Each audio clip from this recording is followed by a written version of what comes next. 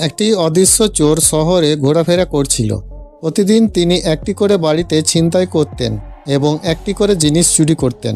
তিনি রায়ানের থেকে একটি ফ্রিজ চুরি করেছেন, ব্রান এর থেকে একটি টেবিল, বেলার থেকে একটি চেয়ার, গিসালের থেকে একটি মাইক্রোওয়েভ।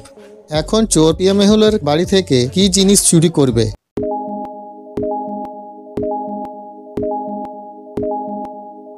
চোর ওই জিনিসগুলো চুরি করত যা রঙের সাথে মালিকের নামের প্রথম অক্ষর রয়েছে। তিনি রায়ানের থেকে একটি লাল রঙের ফ্রিজ চুরি করেছিলেন, রানের থেকে একটি বাদামি রঙের টেবিল, বেলার থেকে একটি কালো রঙের চেয়ার এবং গিসেলের থেকে ধূসর রঙের একটি মাইক্রোওয়েভ। সুতরাং তিনি পি মেহুলের বাড়ি থেকে গোলাপি রঙের মিক্সার চুরি করবেন।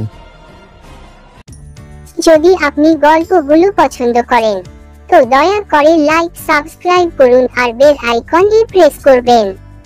আর হ্যাঁ, কমেন্ট করতে ভুলবেন না।